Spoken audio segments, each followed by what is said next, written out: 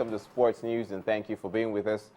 We begin with football. It's just hours to FIFA's deadline to the Chris Giwa faction of the Nigeria Football Federation to vacate office following a crisis over its leadership.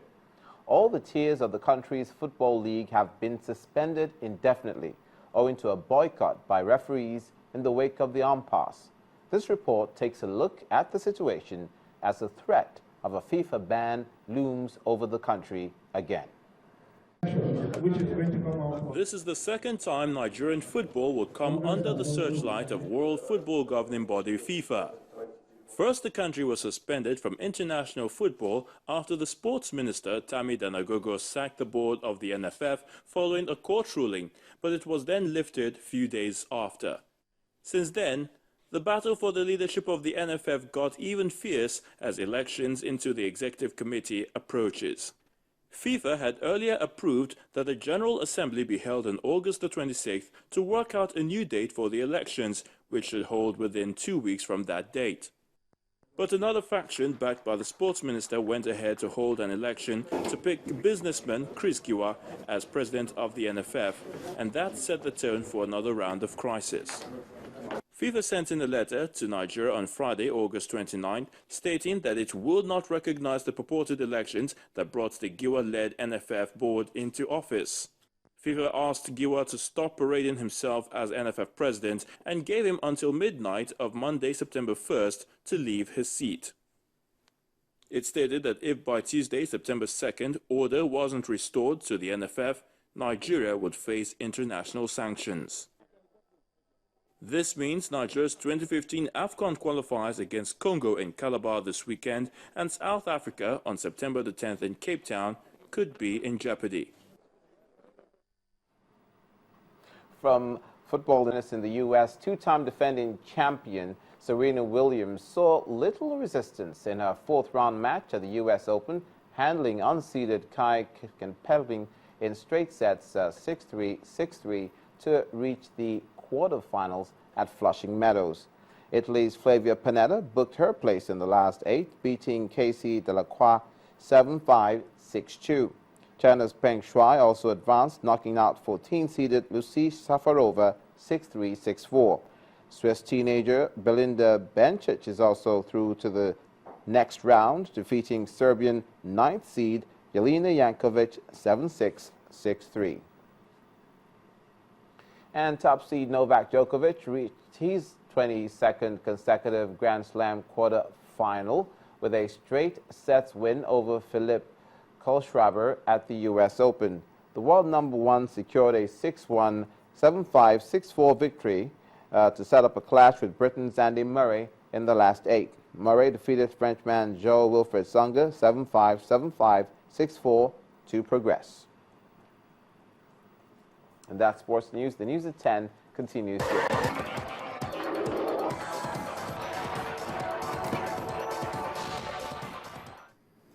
On the foreign scene, leaders in southern Africa have no plans to send troops into Lesotho after the country's Prime Minister, Thomas Thabane, fled on Saturday, saying there had been a coup. Leaders have instead chosen to send in an observer team. It is likely the latest political unrest is linked to a power struggle between Mr. Thabane, who has the support of the country's police, and the Deputy Prime Minister, Motijota Metsing, who is backed by the army.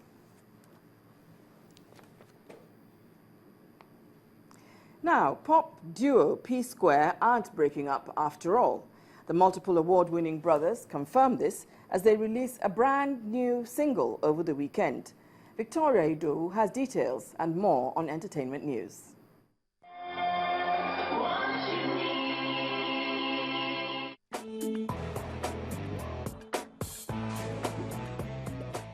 On the entertainment news tonight, September 1st is another No Music Day as stakeholders once again seek to draw attention to the shocking effect of piracy on the Nigerian music industry. To demonstrate their anger at bootlegging, pirated copies of music compact disc were set ablaze. Popular radio and television personality Ike Osakio-Dua has made his debut appearance into Nigerian film industry. The compare and television reality host appeared in Charles Uwagbai's movie Black Silhouette. The legendary actor Joke Silva was also on that film. Osakio-Dua plays an image manager for a female governorship aspirant who has a career-ending skeleton in her cupboard. Why do you want this memoir written? I want closure. My past. And it was a big weekend for fans of the award-winning pop singers P-Square as brothers released a new single to end breakup rumors. The Okoye brothers have soared over a tensive period to release the track Ejajo featuring American rapper T.I. ahead of their next album expected to drop soon. Hip-hop music meets high life as music hopeful Shalom Joseph, now going by the name Suzy, debuts his single Baby No Fine. The young singer, who hopes to engrave his name in mainstream hip-hop, employed famed video director Adasa Kuki to interpret the new song. All right, stand by. Action. After 5 years of drama-filled relationship, actress Gabrielle Union and basketball player Dwayne Wade have finally tied the knot. The couple said "I do" over the weekend in front of an intimate crowd of friends and family at the Chateau Atchison Castle in Miami, Florida. And that's all on the entertainment news. The News at 10 continues shortly.